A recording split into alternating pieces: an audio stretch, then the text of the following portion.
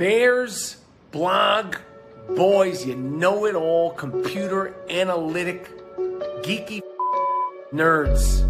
Michael Schneider, Tom Cavanaugh, the Bear, blog, boys, know-it-alls. Doing some podcast somewhere. Nobody wants to hear you.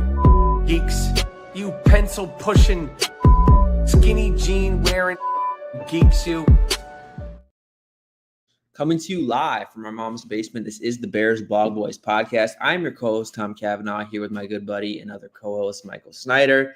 Snyder, it is Bears football day. We are doing it actually the day of the game. We're doing a podcast, and it's going to be a good one. You know, it's going to be as good as preseason would allow it to be.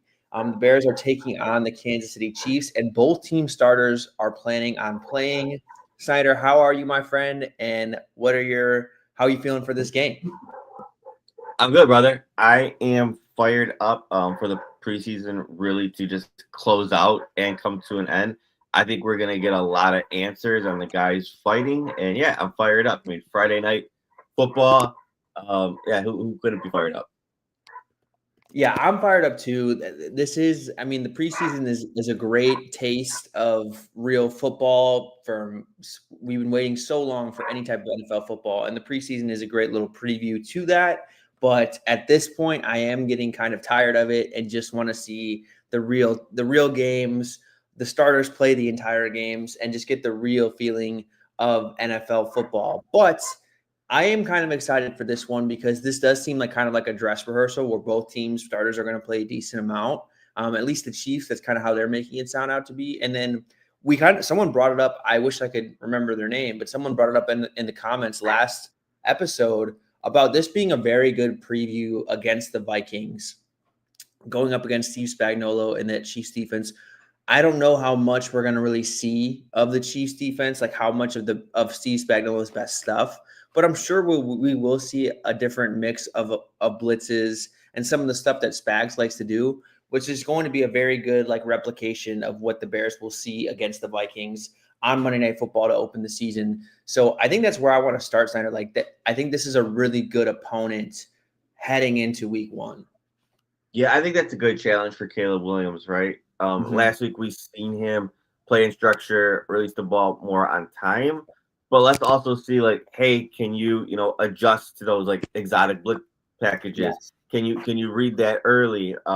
Is the center going to help call out the protections, or how is all that gonna kind of click to Caleb? I think it's going to be a good indicator on how much more settled in, how much more Ben Johnson is helping him grow in that area. Because we're going to see that, right?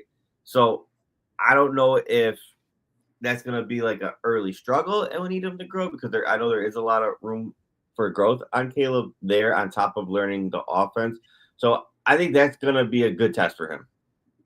It most definitely would. And again, we got to but just expect that we're not going to see everything crazy that Spags likes to do. But I'm sure if the Bears face some 3rd and longs, they'll see a little bit of pressure. And it's good for the offensive line. Like you said, I think that was a great point. Drew Dahlman and this entire unit, can they sort these things out? Will they have a plan in place? I think that's a very good measuring stick in a preseason game where you will see some of the starters and what they like to do. Senator, I also think this is going to be a great game for the defense, who really hasn't – they played one drive, the starting defense. And I know there's a couple guys banged up. Kyler Gordon returns to practice. I don't know if we'll see any of him, but it sounds like the Chiefs – offensive starters are going to play a decent amount in this game. So I wonder if the Bears want to match the Chiefs offense with their starting defense. And I think this is a really good team and a really good test to see how ready they are, how much of a cohesive unit they are under a new defense with Dennis Allen. Yeah, that's a good point, Tom. Again, on paper, everyone feels real good about the secondary, right? But you do have to learn new lingo. Again, there is a lot of experience. I know we're probably not going to see Jalen Johnson, not going to see Kyler Gordon, but as far as the safety tandem, Tyreek Stevenson and some of the depth guys, they've been together really well. So the chemistry is there with that. But yeah, when you are learning a new system, you are under a new coach, it is different, right? So I think it is important to see how they gel. But I think it's ultimately, Tom, there's a test for the defensive line because Yes. Patrick Mahomes, like he is just so comfortable into the pocket. And my worry with the defensive line is okay, like yes, they are, physical Dennis Allen, prototypical 4-3 dudes. I think they're going to be better at collapsing the pocket, but I don't know how great they're going to be at actually disturbing the pass, right? Generating pressures there. And then you combine that with a quarterback who is just so comfortable in the pocket, has so much chemistry within his system, coach, and also his receivers.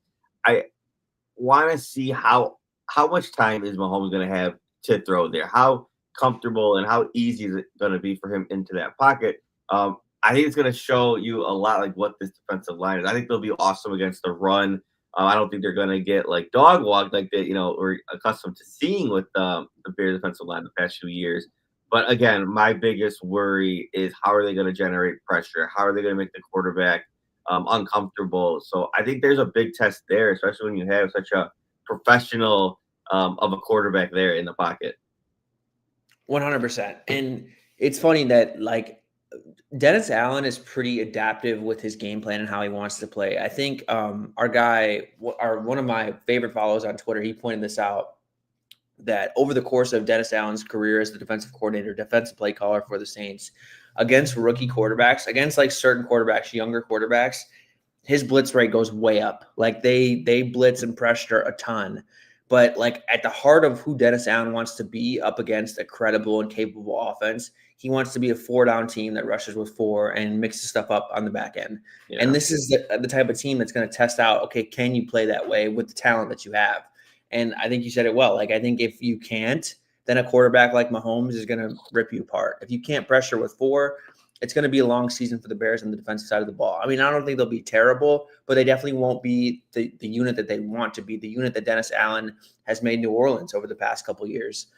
So, yeah, that's going to be a big test. I know it's in a small sample in the preseason, but this is a nice little preview of what could be against a very good offense with their starters in probably one quarter of action. Senator, if you had to guess who would be the starting CB3 week 1, if Jalen Johnson does play, who would you choose out of Nahshon Wright and Tyreek Stevenson? It sounds like that's the competition right now. Tyreek Stevenson. I've said it all offseason. I still say it. That's my guy. I think that he plays so physical at the line of scrimmage. It also gets overlooked how much of a willing and safe tackler that he is. I think, he's going to shine in that like press corner role, but also like don't overlook like his length. Don't overlook like his ability to stop and, attack the ball and also use his length. He plays through contact. He's never really penalized. Take away that, Commanders blunder. And I think a lot of fans would be more appreciative of him. I think, when you look at like maybe like the PFF grade, it's like the one thing I don't like using PFF grades is for the secondary, just because there's so many more layers to it. The system you're running, what you're being asked to do. And I just think like early on in his career, he wasn't in the best system for him, right? He was, zone, Tampa 2, cover corner. And I think now the system, the asks are more so gonna fit him, right? But to be honest, Tom, whoever it is, I don't think there's gonna be like a glaring hole, right? I think, given the strength of the secondary as a whole, given the skill set, what we hear from Nahshon Wright, being Al Harris's guy, I don't think you're really going to have a big fall off either way. I just think there's, more max potential with Tyreek Stevenson. And I think he's been very overlooked, underappreciated. And I think I envision a breakout for him. Yeah, I'm hoping for a breakout as well. I would be a bit concerned if Nahshon Wright did win out this job because he just hasn't been able. We don't have a lot of evidence to suggest that he's like ever going to be able to be a capable every game starting corner. I think he's bounced around already, and he would be still on a rookie contract, if not like right after his rookie contract expired. So this is not a guy I have like super high priors on, or anybody really had super high priors on. So if Tyreek Stevenson wasn't able to beat him out, I would be pretty concerned. And yeah, I'm hoping for the same things that you did. I think this is a better fit for him. I think you'll see his skill set play more in this defense. But I will also say in this defense, if you don't have a guy you feel great about, let's say like it's kind of like the left tackle situation, and they're hesitant to start either one of these guys, it could be a problem because these corners are going to be held on their own a lot more than they were last year, where it is a zone defense. You do have some help over the top. You aren't playing off as much. You're really relied on one-on-one situations. And if neither one of those guys can get that job done, then it could be a very weak link for this defense, which will be a problem. And we'll have to kind of adjust how Dennis Allen wants to play. And that's never what you want. But I got hope for Tyreek Stevenson. That's what he did well in college. That's what he's always done well. I'm hoping that he can come through and really win this job. And it's also hard too, because like we think it's a competition, but we really don't know because Jalen Johnson is yet to practice. So if Jalen Johnson was healthy and on the field, would it even be a competition? I have no idea. The only reason it's kind of speculated that way is I think some of the reporting, and then also Tyreek Stevenson's played in every preseason game to this point. So that's going to be an interesting competition. I'm really excited to see tonight how it settles through, how it continues to settle through. I kind of want to make the same conversation about left tackle, Snyder. Who do you think is the week one starting left tackle if you had to guess right now? That's so hard to say, man. I mean, Braxton Jones just doesn't look like himself, right? His technique feels off. He just doesn't look like he's comfortable out there. I don't know if he's fully recovered. But then again, you have Ozzie Trapilo, he's a college right tackle who they're already flipping, back to the right side when we drafted him. Okay, he's going to be competing for left tackle. That's been the conversation. It seems like Kyren also has been completely irrelevant in this. I don't even know what the status with him is on with that. So I think it's really hard to say. I think off my gut, I think you just have to maybe lean towards experience, right? Experience is experience on the left side at the NFL level. I mean, Braxton Jones, again, he's had his struggles, right? He is who he is, but he's shown he's not awful, right? Like he is at least capable of holding it down. So I would lean towards Braxton Jones in this scenario.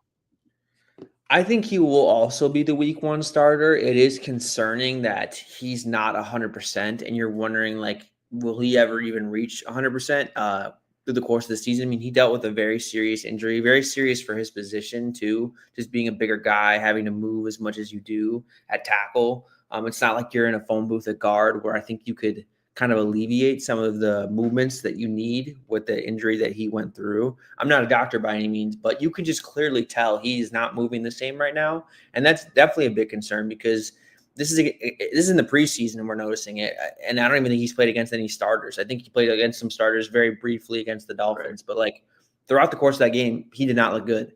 So it definitely is concerning, but there's not a great answer on who you want to play. I'm glad you brought up Kieran Center because we can kind of talk about this too. I didn't have a list of guys, but the way that the staff has treated Kieran, I don't even know if he's going to make the roster because he's been clearly the third left tackle that is playing in the end of the preseason game.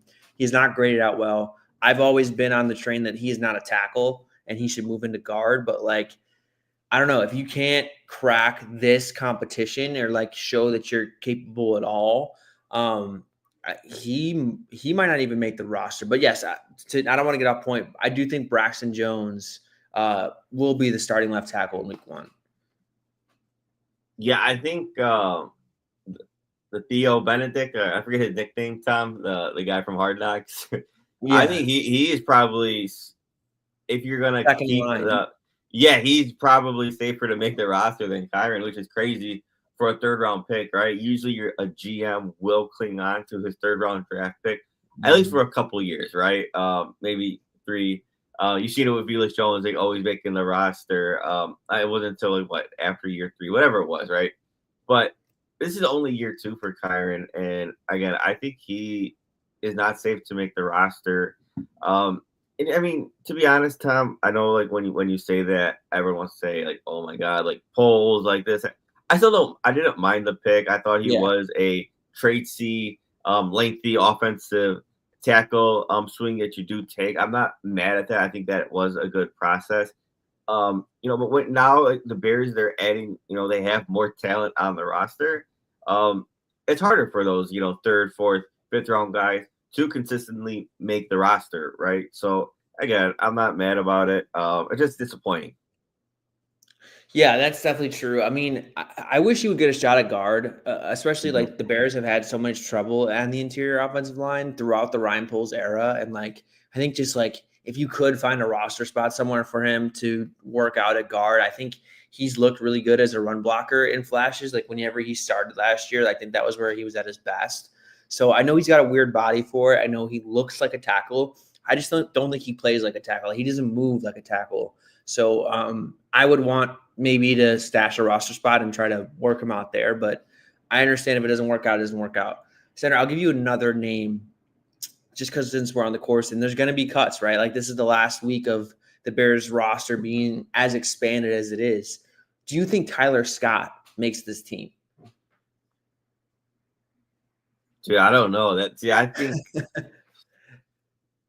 I mean that's tough, right? I mean you have your one A, 1B is DJ and Rome, so you got 2 right there. Zacchaeus is a lock. Burden is a lock right there, right? How many wide receivers do they typically keep? Is it 5 or 6? Something like that. Right. So then you got Duvernay, who Yep. I He's thought definitely going to make the roster, I think. he was They're he going was the to first guy returning kicks and punts, right? Yep. And then you've seen Burden later on with that, right? Right. So I think you have Duvernay's already got the nod there, and then who else do they have? It would be Tyler Scott, and then who else? A bunch of guys. So they got Miles Boykin, they got Maurice Alexander. I mean, I don't know. Those guys probably are making the roster. Yeah, so I mean, I don't know if it's Duvernay with the last spot, but I think you're talking about wide receiver 6 for Tyler Scott, right? If he even makes it. So it's like I think it's one of those, like if he makes it, you're probably gonna see like a lot of healthy scratches from him, right? Whoever Probably. make it, so given not really special teams value there. Yeah, I think there's a big chance that he doesn't make the roster there, Tom, or even if he does, like it's just by the skin of his teeth. Yeah, it would have to be for special team purposes because I mean, like you said, wide receiver 6. I can definitely see him on the practice squad. I don't know if a team would be hot to put in a waiver claim for Tyler Scott, but like, yeah, I mean, it's crazy that when he was drafted, everyone was like, "How did he fall this low?" And I liked him a decent bit, but it just really hasn't worked out. And that happens, Snyder, we also did not bring up Tyson Bagent's extension.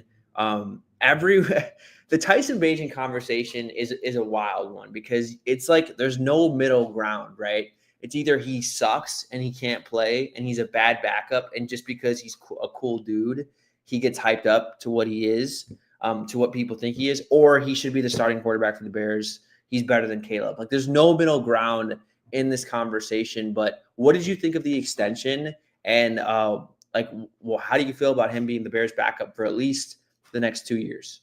I didn't expect it at all, right? I just thought it was one of those like, okay, it's been a great story. We're gonna let it ride for 1 more year. He was the backup, and then you shake hands, thank you for your service, and he gets his opportunity to compete or starting job elsewhere. So I didn't expect for this to even happen, right? Then when I seen the numbers, I'm like, dude, that's a strong contract for the Bears, for their backup quarterback, right? I think that it's an amazing value, and I think it's a great move. I mean, he has so much experience, chemistry with the teammates, right? He's been learning the Ben Johnson offense all offseason. He'll have this whole entire year to continue growing there, develop again under what we think is just an incredible coaching staff, and next year as well. So I think it's a win all around. I think he even said it in his press conference that like he debated on like, do I go? It's my dream to go chase a starting job elsewhere. But to be honest, I think it's almost better for him to gain that experience with this coaching staff, get a better feel for the game, learn the complexity of, the intricate things of being an NFL quarterback. And I think this is going to better suit him if he does chase, a starting job or to compete elsewhere. But also in the Bears as a team as a whole, I mean, now you actually have the chance to trade him next year, right? Like, Yeah. again, you know, the backup quarterback is valuable, right? But again, if they want to trade him or someone team sounds interested, now he's under contract, right? So maybe you might get something significant for him. So I think I like the flexibility of it. Like, hey, he's our backup guy for 2 years. Maybe you trade him, or he continues to learn. And I just think it's a win-win all across the board. Yeah, I think it's a win-win too. People were pretty harsh. Like there were some people that are pretty harsh on it because they don't think Bajan is pretty good. But like, I just think that you got to kind of look past of like his limitations, because I am not the one who thinks like Bajan would be this great starter elsewhere. But I do think that like he is a great culture guy, like one of the hardest working, like, from what everyone says and just how I perceive him and how he comes out. One of the hardest working people you'll find in the NFL. Like he has literally worked his way up from everything. A Division II undrafted guy who's now making really good backup money. I mean, that says everything that you need to know about him. So he's a great guy to have for the team. And he also he's played as a rookie. And yeah, was it great? Was it amazing? No, it wasn't amazing, but it was decent backup in a good situation with good offensive pieces. And Caleb is down for 2 or 3 games. Like he can split that series, which is what you want. Obviously, you want your backups to win all the games, but like in the reality of the world of the NFL, like to have that on the contract that they do, a guy that you feel good about can win in the right situations for a stretch of games. That's really all you want out of your backup. So, and he can get better too. Like that's the thing. Like he's gotten better throughout the course of his career. He continues to get better because of the way he works. So again, like I think this is just, it makes sense. I would totally have done this contract. It's $5 million per year. It's not going to kill your cap. I know we can make more with incentives. And like you said, Steiner, if a team did view him as more or wanted to give him shot in a starting competition, you now have that flexibility to trade him. Because I know probably the rest of the league loves the guy, loves the person, and that alone could probably draw some interest. So I just think that I don't know why I got so much pushback. I don't know why I got so much or praise or speculation that he could really beat out Caleb either. I just think I'm right in the middle and I like the deal. That's kind of where I land with it. Yeah, I mean, he's a capable backup quarterback, right? He's mobile. He can play within structure. He's smart. You see him make some throws on the run. Yeah, I'm not saying, he should be a starter anywhere else, but I mean, here, my favorite Tyson patient, they always go back to when his rookie year, being an undrafted guy, you go against the Panthers and Bryce Young, the number 1 overall pick, and the Bears own the Panthers for number 1 pick that year, and we get the W. I mean, that is, I think I'll forever remain grateful for Tyson Bagent just for that moment, right? But he's grown, right? You've seen him grow as a quarterback year in and year out to improve. Tom, in my bio for On Tap Sports, I said my earliest memories go back to the 2004 season, the Chicago Bears, when we started Rex Grossman, Craig Krenzel, Chad Hutchinson, and Jonathan Quinn.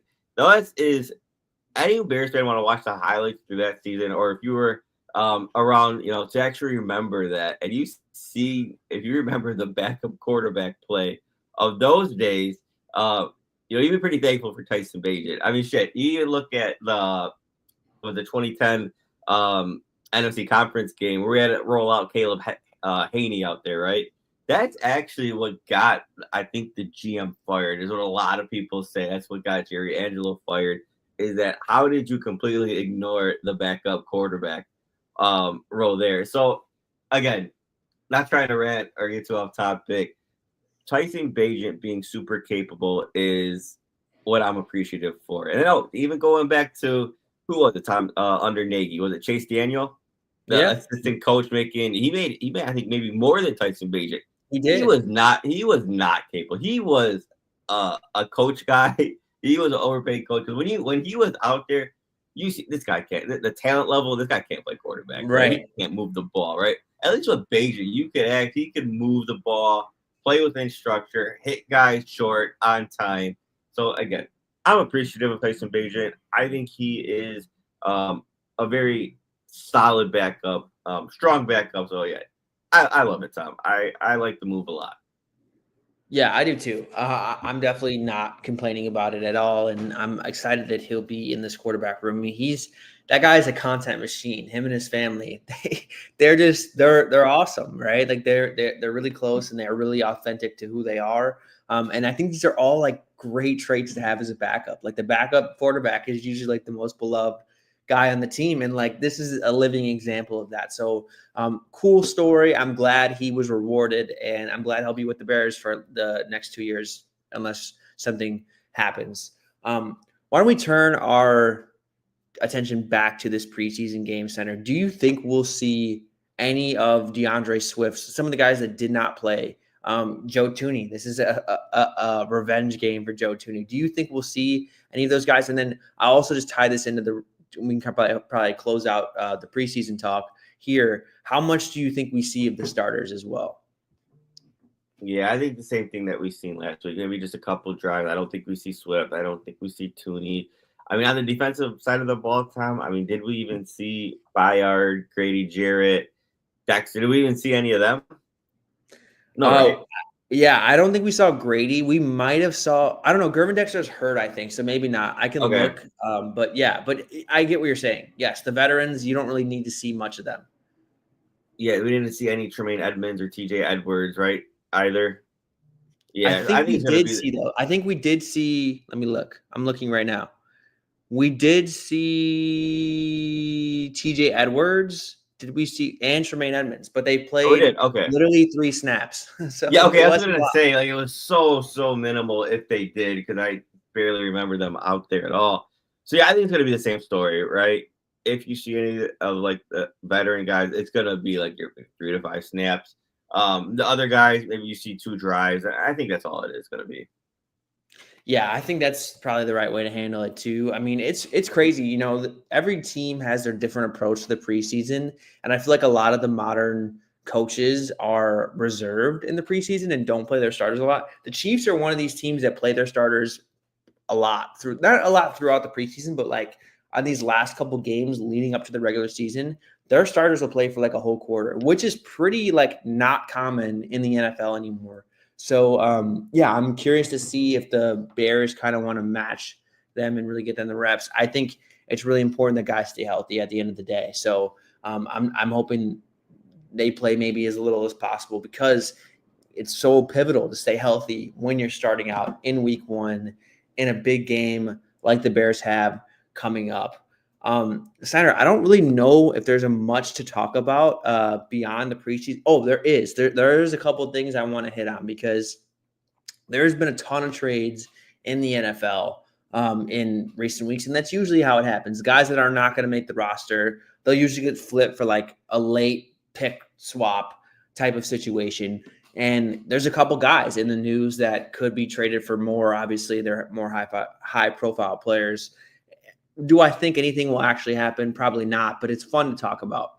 The 2 most obvious ones that I know you'll be really excited to talk about are Trey Hendrickson and Micah Parsons.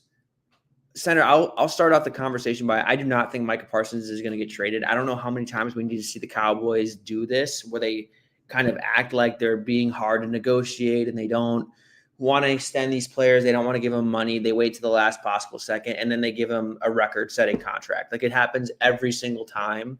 So I don't buy into any of these reports that Micah Parsons is a legitimate candidate to get traded. I think that would have happened if that was true. And I think this is just the Cowboys drumming up interest. But let's say he was available for the sake of this exercise.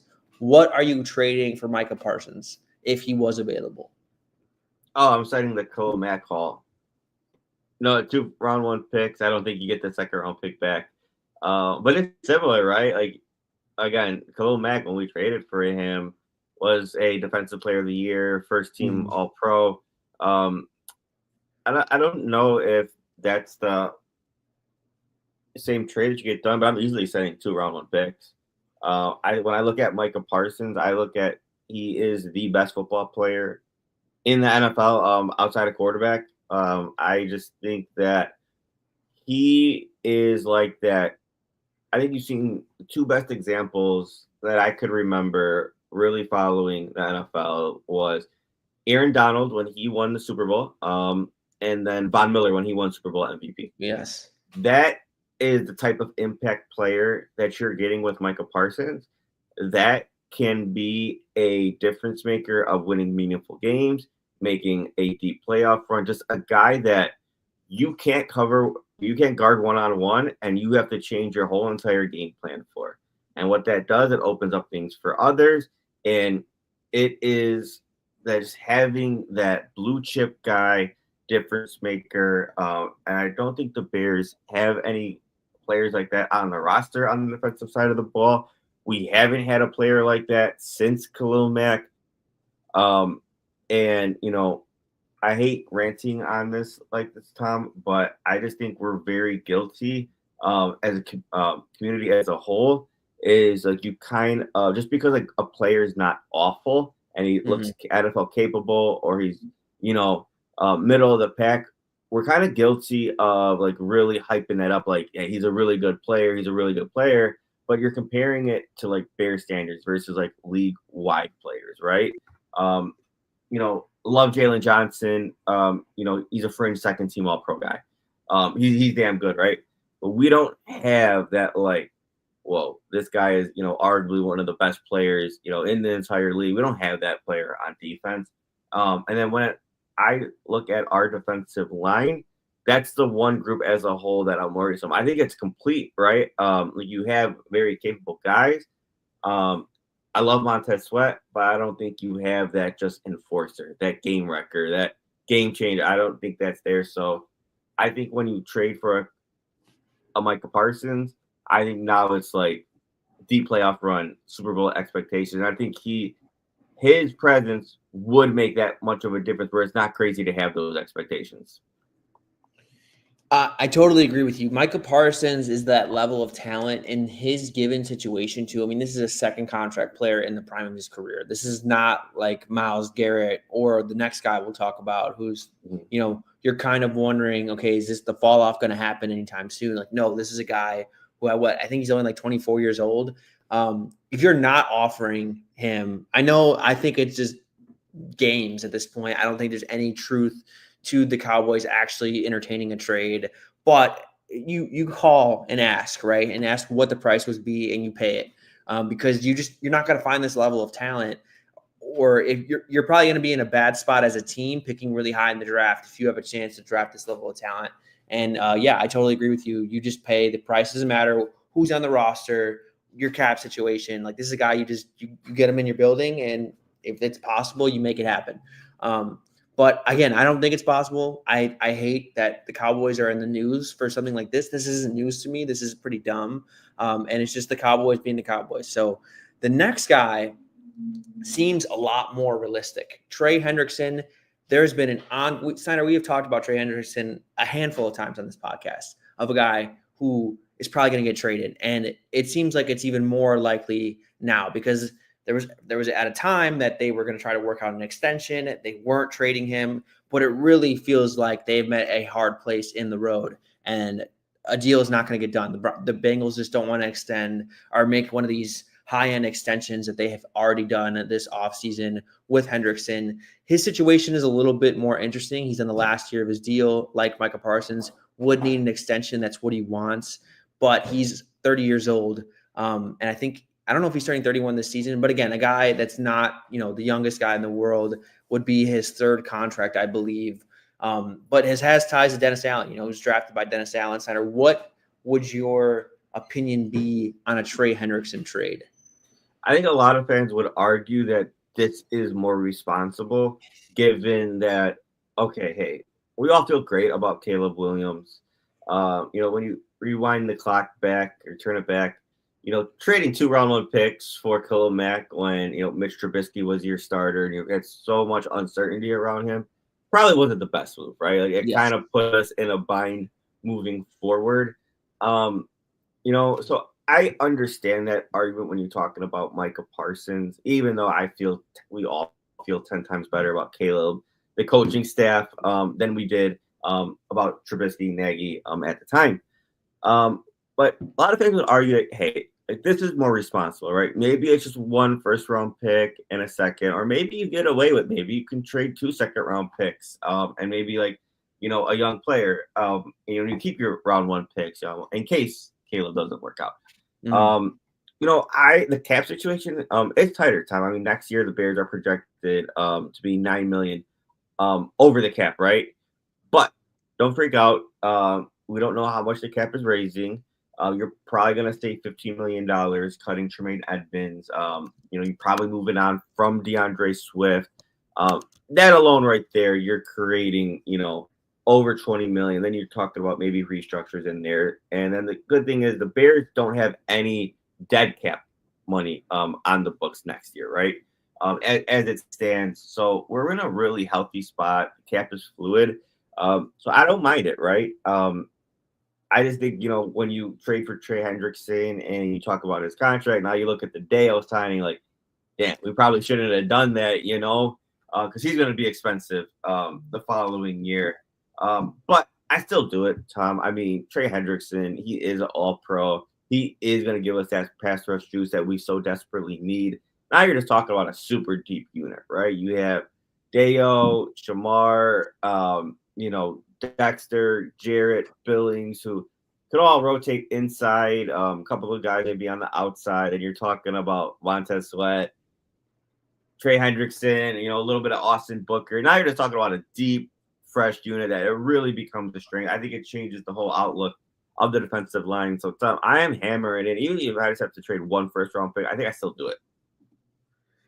That's fair. I'm surprised that I think of many Bears fans, Steiner, you're the only one that would be like, oh yeah, I do it first. I think some people would push back just because of the Khalil Mack trade and like where the Bears currently are. I don't know. I mean, I think people are ready to buy into Caleb, but again, it is somewhat of an unknown still. But 1 first-round pick, I don't think that kills you. I probably agree with you. I just think it's really hard to swallow after doing a lot of these contracts, right? Like Jonah Jackson not being able to get out of his. Yeah. Brady Jarrett not being able to get out of his. I mean, he's on the hook for a lot of money next year. And then Deo too. Like, I think the reasons why we push back on maybe all of those is because of moves like this. Like you're trying to solve the issue, but I think you took a lot of like not low floor, low ceiling swings, right? Whereas, okay, yeah, they're risky moves, but if you're going to make a risky move, you might as well risk it all, right? And yeah, trade some draft capital and obviously have to pay an older player in Trey Hendrickson, but at least he has this elite ceiling that could really help your team. And I think this is why I always push back on the Dale move. I mean, I don't want to beat a dead horse, but my main reason it was an off the field reason was that it was an opportunity cost thing. Okay. Now that you signed him, you're stuck with him, right? And I don't mean that in a bad way. You're saddled to him because you're not going to bench a guy you're paying $16 million a year. You're just not going to do it. So that's why I never really thought this was realistic. But again, it's a shame. It should be realistic because I think even Deo at his best does not give you what Trey Hendrickson does. Let's say the Bears offense hits the ground running. You're still going to be missing that element on your defense, I think, that elite pass rushing force. And I would be very surprised if Montez Sweat or Deo all of a sudden becomes that. And it's disappointing.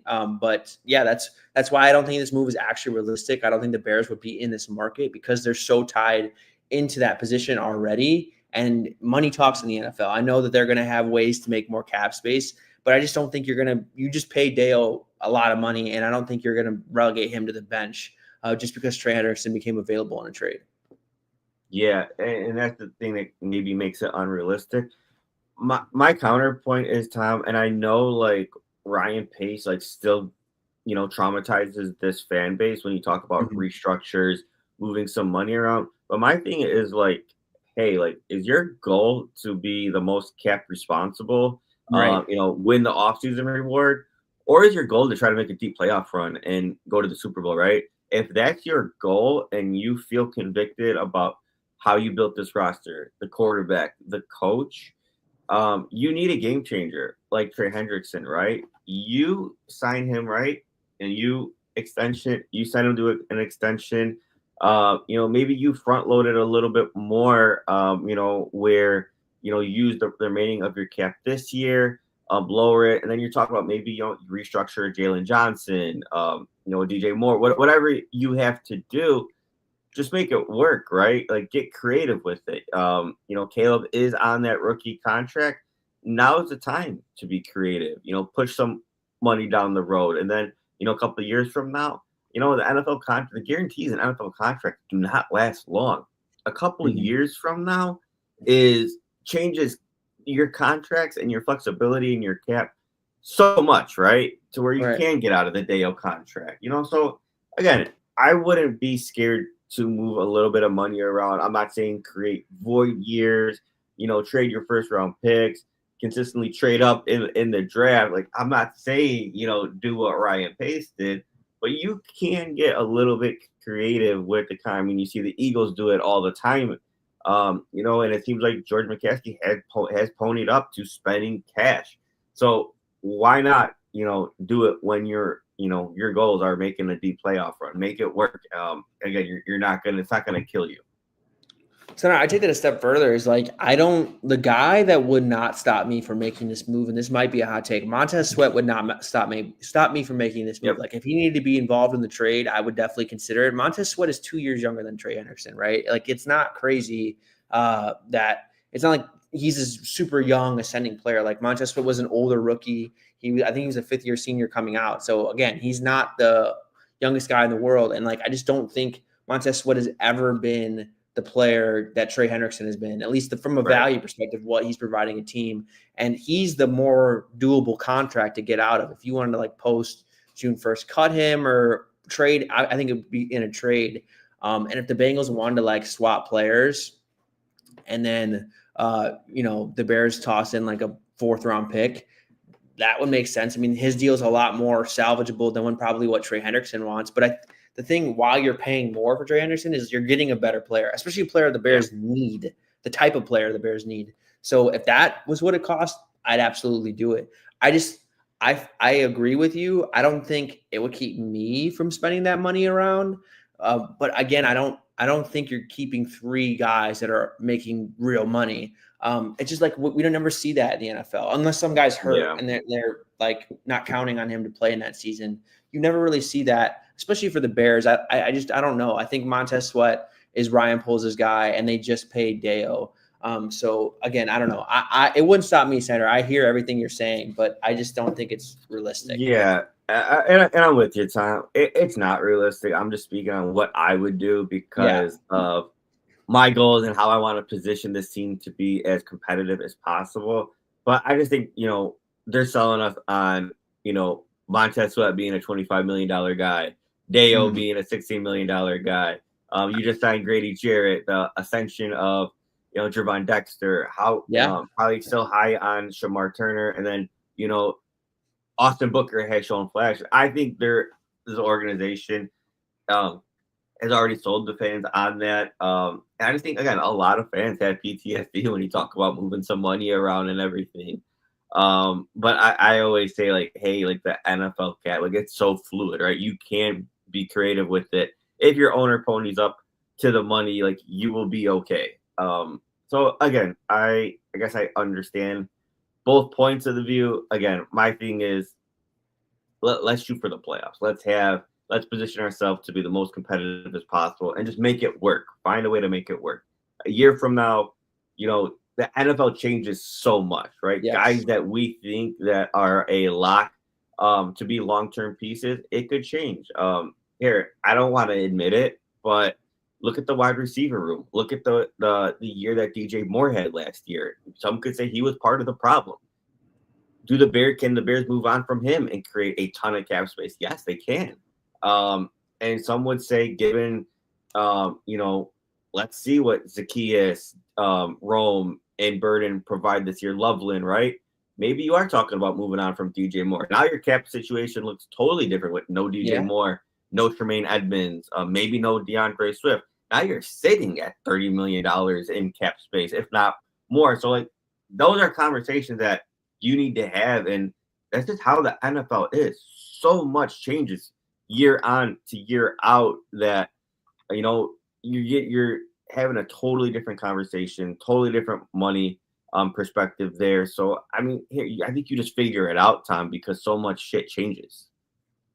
I agree with you. I think that you definitely look at every avenues to get better and add talent, and you shouldn't let any contract really stop you from doing so when it's not an elite player. Like if an elite player is not playing there, you can always get better. And that's what the Eagles do. That's what the Rams do. That's why they're very well-ran organizations.